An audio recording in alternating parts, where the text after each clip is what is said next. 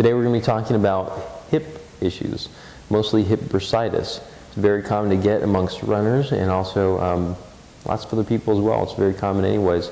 The deep-rooted problem, or actually the situation that lets it occur, is not too different from IT band issues, and there's also an IT band video on YouTube as well. You can check that out.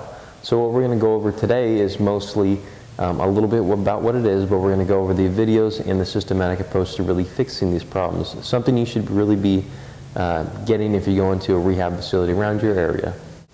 Now remember, this is not intended to substitute for a medical exam. You guys should really go see somebody if you're having these issues. This is purely for information purposes. What we're talking about today is trochanteric bursitis. It is, if you were to put your hand on your hip and just below where your hand falls, there's a bony area called the greater trochanter. Right around that, there's a bursa. The bursa can become inflamed, and there you have trochanteric bursitis. The treatment for this, it can vary, and it really depends. It doesn't matter to me what you get as long as it works. As long as you're going the right direction, you should take care of these symptoms hopefully within 4, 5, 6 sessions or so. It shouldn't take all that long. After you start feeling much better, you should start to re-strengthen. The strengthening portion is really what I'm going to be focusing on today. I want to show you what I do with my clients. Hopefully it'll give you some ideas of things that maybe you haven't tried yet. Treatment-wise, active release is what I choose to do. There's other people that use Grafton, there's deep tissue therapists, there's injections, there's ultrasound, there's E-stem. There's lots of things that can help. I probably didn't name them all, but there are lots of things that will help regardless. What you need to do before you do any of these types of strengthening protocols that I'm going to show you that I do with my clients is you need to get rid of the pain first. If you can't properly move without pain, there's no point in doing the exercises. It's just going to alter motion, the body is going to adapt, and a lot of these other motor patterns are going to develop, which we don't really want. With trochanteric bursitis, just as with IT band syndrome, we're looking at strength issues in the pelvis, glute max, glute medius, and core.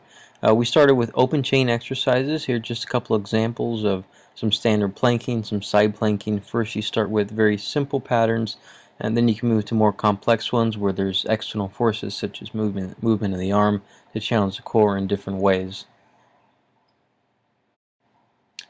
After you've done open chain exercises such as these, you start moving to closed chain exercises such as balance, balance related stuff such as this. We're using the cross coordinated war machine. You can also use a TRX or even ropes, but basically using hands pretty firmly gripped first, and then you can go on to just fingertip pressure. Like I said, you're going to move more towards balance related exercises and then start moving into explosive patterns. Again, you see we're looking at a more systematic approach, not just willy-nilly exercises, stretching. All this stuff is planned out and should work, and works on the majority of clients I see. So again, we need to first get rid of the symptoms, so by whatever means you choose. Second is we need to, once those symptoms go away and motion is possible, we need to re-strengthen the areas that were found to be weak. And not everybody's going to be the same. This is just the most common thing that I see. After both of these things have been taken care of, and after you assume activity, there might be small flare-ups. I always tell my clients there might be a little flare-up, but as long as you expect it, you won't panic. Just realize that a lot of times people that are in these conditions have not been active for a little while.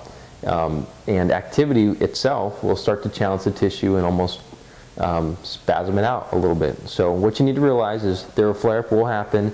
Keep re-strengthening, come back for a session or so after that treatment, and this should be almost resolved. Don't forget to check out our ebook at the website below.